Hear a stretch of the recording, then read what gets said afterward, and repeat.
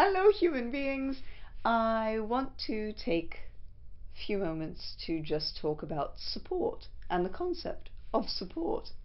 Same as the breathing video, which I will attempt to link. So same as the video on breathing. I will not tell you how to support or teach you about support. What I do want to talk about is the fact that, again, all these concepts, as always, stem from classical singing. So when you hear teachers talk about how much you need to support, those ideas and those concepts are coming from a classical point of reference. So the idea of support comes from the concept that you will need to be audible, unamplified, over 60 instruments, which is not the case, hopefully, for most contemporary singers.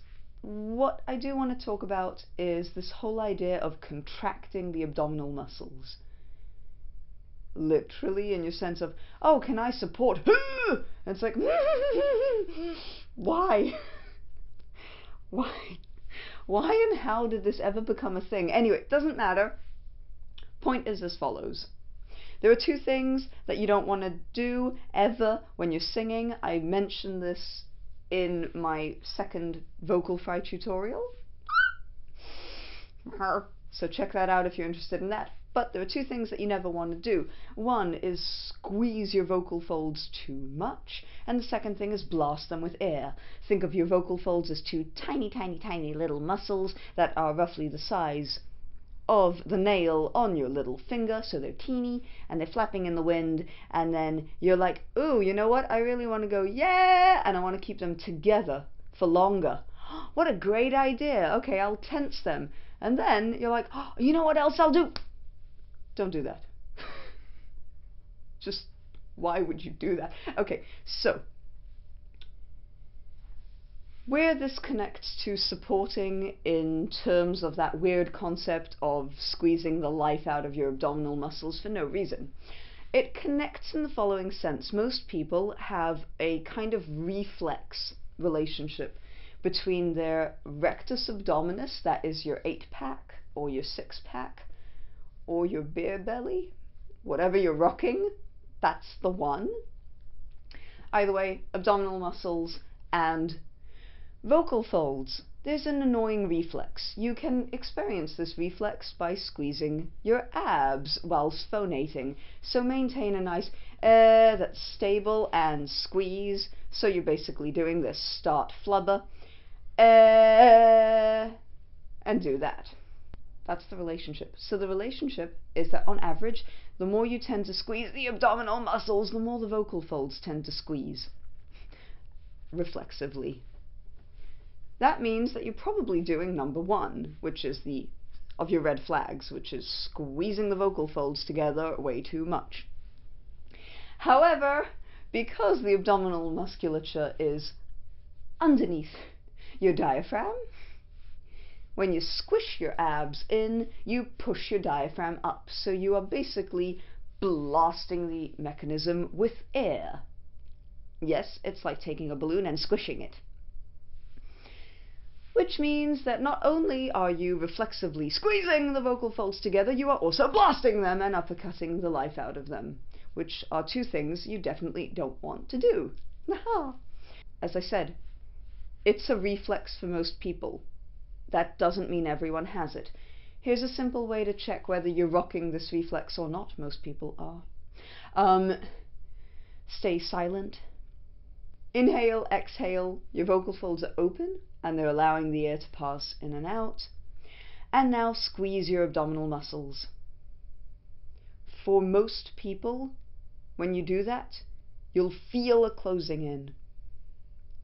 And very often you'll stop breathing. That's not singing. You sing on the exhalation. The same way that you speak on an exhale, hopefully, you don't hold your breath and then talk. So if you are experiencing things like fatigue, hoarseness, Loss of voice, definitely. If you've ever had vocal nodules, you might have been doing this by mistake. And of course, if you are annoyed / worried that you're not sounding powerful enough, your tone isn't big enough, it isn't massive, etc., relax the abdominal muscles, because the more you squeeze, the more I squeeze like that, the more narrow and tight my tone gets. So you're actually compromising the fullness of your tone. I know this is really, really, really annoying for especially false chord guys, because a lot of false chord guys are like, hurrah!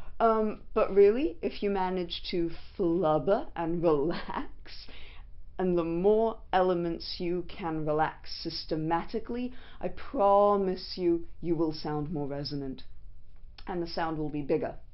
So that. The point is, feel free to do whatever feels right to you, whatever you were taught to do. You know, if you have a singing teacher who really, really works with support and the concept of support, and you notice that that contraction is happening for you, maybe discuss it with them, see what they think, etc., etc.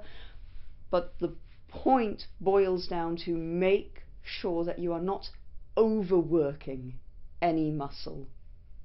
You're trying to find a balance, and it's a constant process, and you'll be rebalancing depending on the phrase that you're singing, depending on the way that you're singing, depending on how you're feeling. We have a tendency to need to engage musculature and push a little bit more when we're ill, which is why people say don't sing when you're ill. There are ways to work with that if you don't want to do that, but you have to sing when you're ill. But either way, don't overwork any one muscle. That is all for now. If you have any concerns or any questions about your support, write in the comments below. I will get back to you. Check the links in the description below to find my website where you can book a lesson with me. I also have my Facebook page and my Instagram linked below as well, so you can follow me there, etc., etc. Yay! And that is all for now. Yay! Bye.